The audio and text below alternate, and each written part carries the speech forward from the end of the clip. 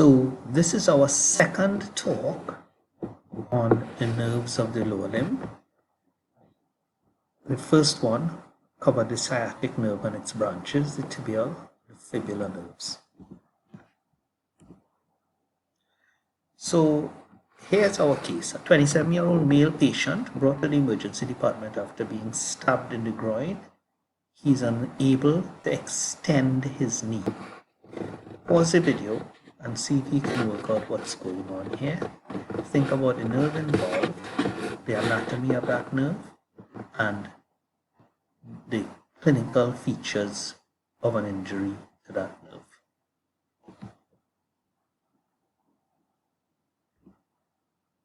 So this is an injury to the femoral nerve.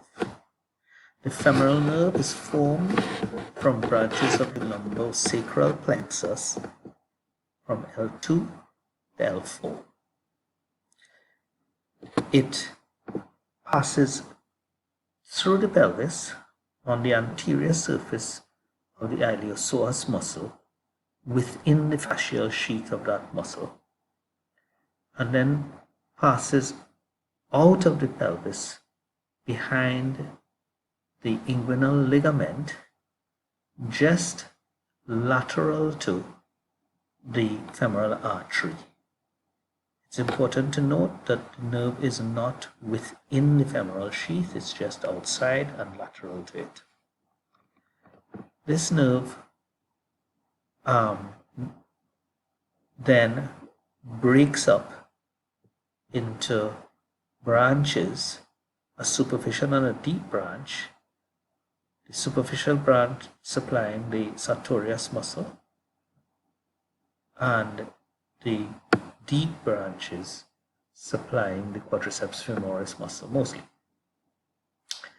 These branches also give off cutaneous branches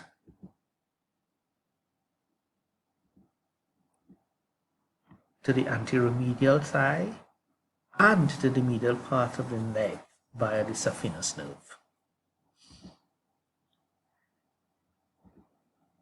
Penetrating wounds to the groin may cause injuries to the femoral nerve. These may also be associated with quite significant vascular injuries for obvious reasons. Up high in the groin, the nerve is very closely associated with the femoral artery and nerve. Compartment syndrome of the thigh, the extensor compartment of the thigh, will lead to compression of the nerve and femoral nerve symptoms as well.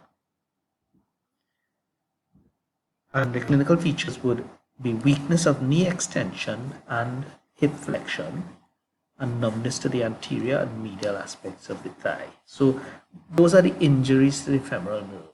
However, the other big clinical correlate with the femoral nerve is the nerve blocks that can be used to anesthetize the femoral nerve in situations such as patients with femoral neck fractures or femoral shaft fractures, or in patients in whom we would like to do surgery to the thigh, for example, harvesting skin for skin grafts.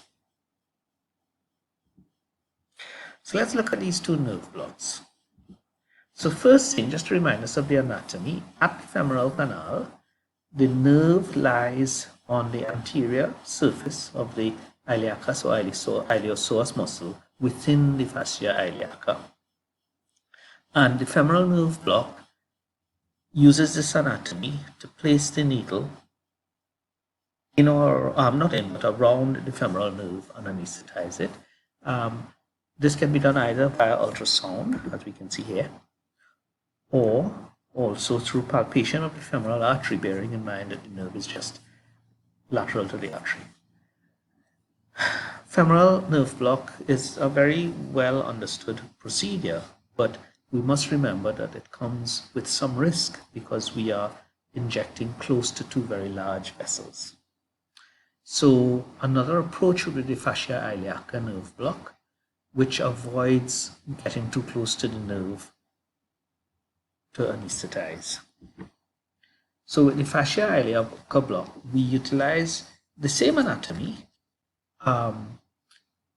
So again, this is, if you're looking up from the feet, this is the right thigh. The on the left of our picture is lateral, on the right is medial. And you can see that the femoral nerve lies just lateral to the femoral artery. So FA is, if let me just put on my pointer here.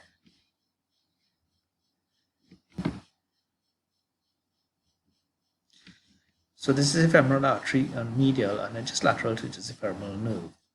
We place our probe just distal to the groin, to the inguinal ligament, and we get this picture which shows the sartorius muscle here, the iliopsoas muscle, and the femoral nerve.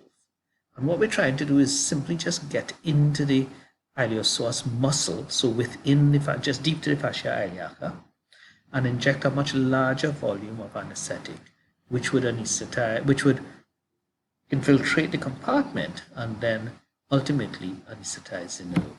So let's just show you a graphic of that. So as you can see here, on top is the sartorius muscle. We're going through the sartorius muscle, through the fascia lata and the fascia iliaca, and then we'll be in the iliopsoas muscle. We inject maybe 30 to 40 mils of diluted anesthetic, something like bupivacaine. This infiltrates the entire muscle and then diffuses into the femoral nerve. So that was a very brief look at the femoral nerve and its clinical correlates. As usual, if you have any questions, please feel free to ask it in class. Our last lecture will look at some of the other nerves in the lower limb. Thank you.